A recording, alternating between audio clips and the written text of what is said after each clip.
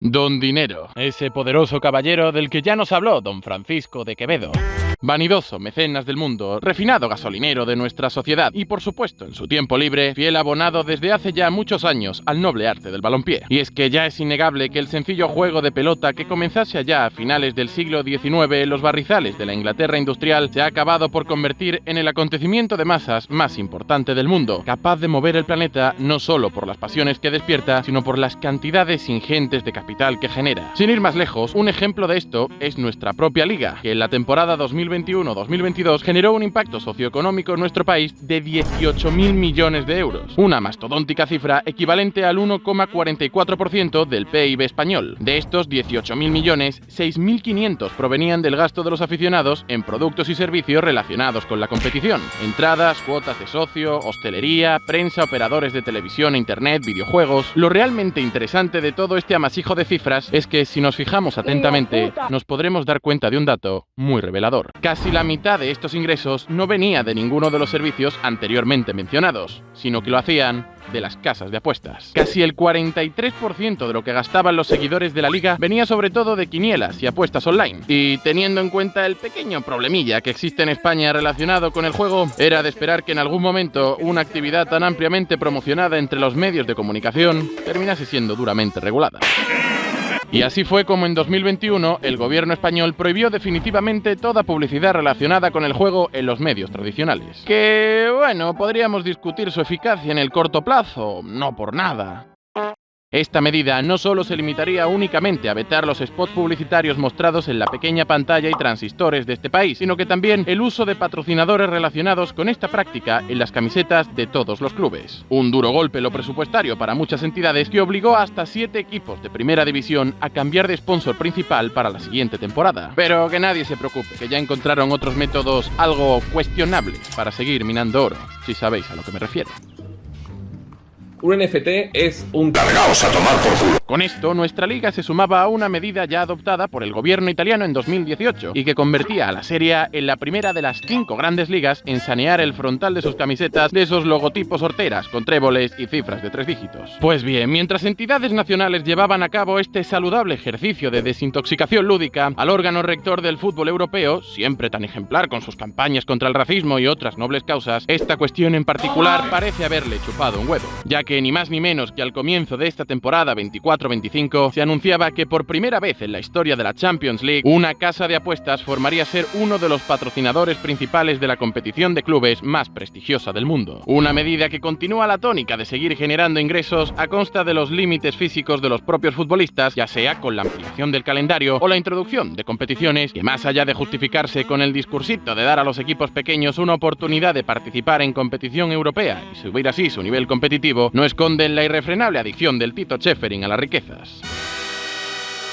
Sin embargo, hubo una época en la que, por sarcástico que suene, la UEFA dijo no al juego y se negó a engrosar el calendario con fines exclusivamente comerciales. Y es precisamente en ese contexto en el que surge nuestra protagonista en el día de hoy. Bueno, pero ¿esto qué es? ¿Pero esto qué es? Es conocida de muchas maneras: la Copa de los Sin Copas, la copa más prescindible del mundo, o como la definió la propia UEFA en 2006 tras tomar las riendas de la misma en el año 95. La Copa Intertoto, única en el mundo del deporte. No tiene final, no tiene trofeo, ni tampoco ganador. Como si fuese algo bueno. Me imagino a los directores de comunicación de UEFA diciendo: ¿qué podemos utilizar como reclamo para justificar la existencia de semejante bodrio? Ya lo tengo, ¿qué tal si decimos que nuestra competición es un mojón tan gordo que no sabemos cómo justificar el simple hecho de que exista? Spoiler: no funcionó. Me cago en su puta madre. Pero entonces, si la Intertoto no venía a aportar nada más que una sarta de chistes malos, ¿por qué se tomó la decisión de crear semejante atentado contra el espíritu del deporte? Pues bien, eso es lo que vamos a explicar hoy. Y como esto está empezando a quedar ya un poco largo,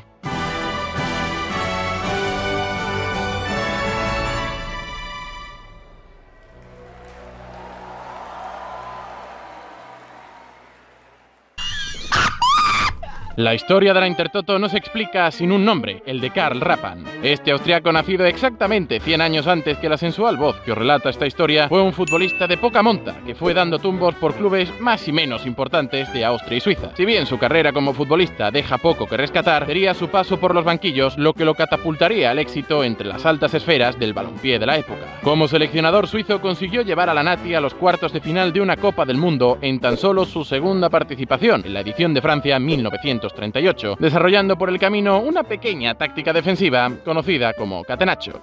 Sí, él la inventó. Al que has abrazado... ¡No se monta en el estadio! El caso es que el tío se labró una buena fama en las plantas nobles de aquí y allá. Volvió a clasificar a la selección helvética para los cuartos de final del Mundial de Casa en 1954 y entre tanto éxito tuvo un arrebato de delirio que desembocó en el sueño de crear ni más ni menos que una Liga Europea. En aquellos tiempos, a la Copa de Europa le quedaba un año para ver la luz y en pos de promocionar su idea, Rappan viajó a países vecinos para exponerles su proyecto. La propuesta gustó, pero la falta de un mecenas imposibilitaba totalmente su puesta en práctica. Exclusiva. Mira, necesito aproximadamente 800 millones de pesetas en 25 minutos. Y ese es el preciso instante en el que entra la figura de Ernest Thommen, director de una empresa de apuestas suiza al que Rappan cautivó con su idea, haciéndose súper mejores amigos para siempre. Con la ayuda de Thommen y la incorporación de Erik Pearson, el cual, además de ser presidente del Malmö, tenía algo de experiencia en crear competiciones como la tatarabuela de la Europa League, la mítica Copa de Ferias. Con él en el equipo, todas las piezas estaban sobre la mesa, lo que significaba que podía dar comienzo la Operación Ludopatía.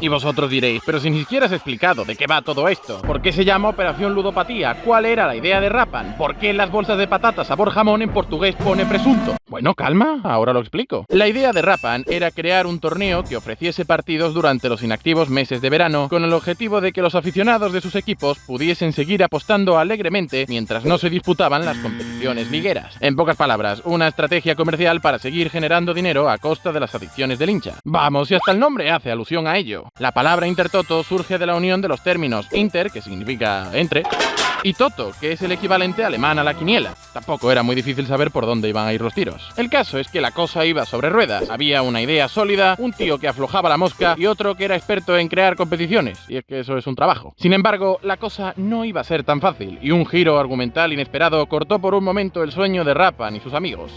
La UEFA. Sí, y esto sorprende porque, por irónico que suene a día de hoy, al máximo organismo del fútbol europeo no le hacía ni puñetera gracia la idea de engordar el calendario para el lucro de las casas de apuestas. Por lo que cuando el trío Calavera fue a declarar sus intenciones, la UEFA dijo: ¡Esos de por culo!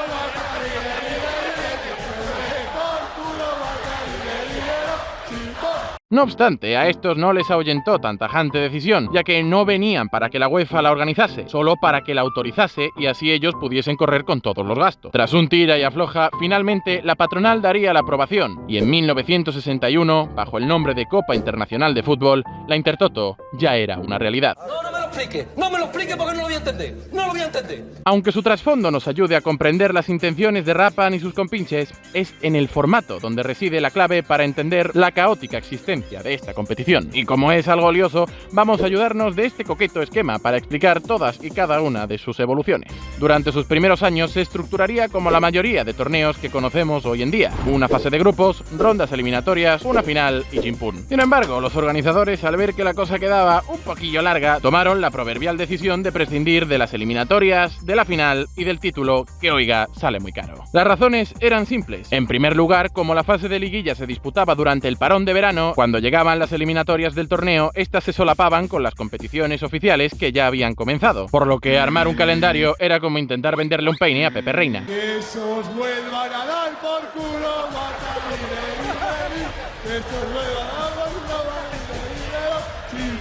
Además, la UEFA no permitía que los clubes participasen en dos competiciones a la vez, por lo que los equipos que se habían clasificado para la fase definitoria del torneo debían elegir. Y claro, entre Copa de Europa o Intertoto...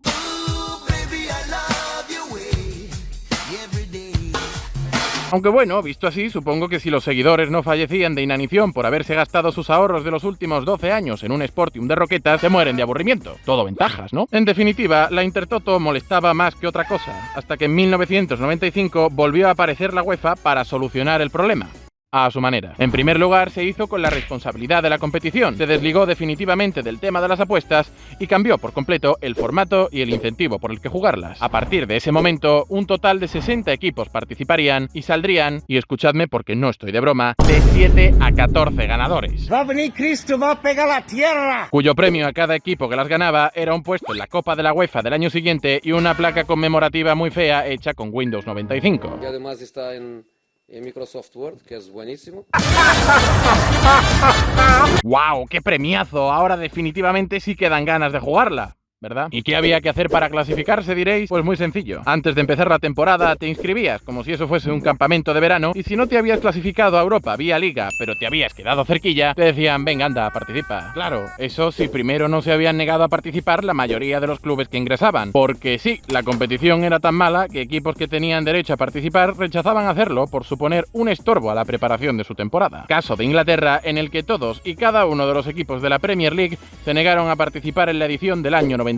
Qué casualidad que justo cuando ya no hay dinero de las apuestas, ¿eh? La UEFA, al conocer esto, se pegó un berrinche y amenazó a los ingleses con prohibirles participar en todas sus competiciones. Finalmente, 3 valientes aceptaron la invitación a regañadientes y jugando con el equipo suplente. Una actitud que en principio la UEFA castigó, arrebatando una plaza de Copa de la UEFA a la Premier. Sin embargo, en el 98, testigos del nulo interés por participar habilitaron la posibilidad de borrarse de la lista. Muchos lo hicieron, aunque otros lo vieron como una oportunidad. Así, equipos como el Crystal Palace pudieron clasificarse a Europa, aun quedando últimos en su liga. Esta sarta de despropósitos no duraría mucho más, y tras otro cambio en el formato en el año 2006, el presidente de la UEFA en aquel entonces, Michel Platini, anunció que a partir del año 2009 la Intertoto cesaría su actividad para siempre, pregonando la muerte de un torneo que, a pesar de ser el patito feo de las competiciones de clubes, durante medio siglo llenó las vitrinas de equipos que ni podían soñar siquiera con recorrer el continente, y que aún a día de hoy rinden tributo a la Copa de los Sin Copas, la copa más prescindible del mundo,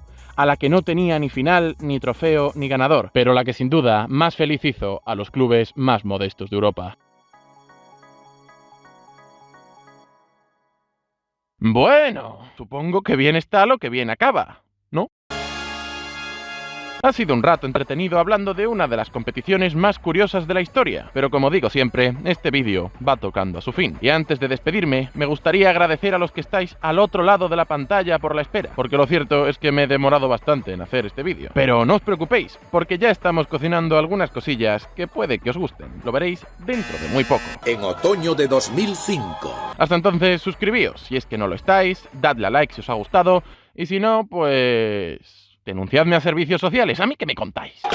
Como siempre, yo seguiré trabajando arduamente, diciendo la palabra UEFA 384 veces y escuchando la pizarra de Quintana por las tardes. Con esto dicho, me despido. Sean felices y disfruten del fútbol. ¡Adiós!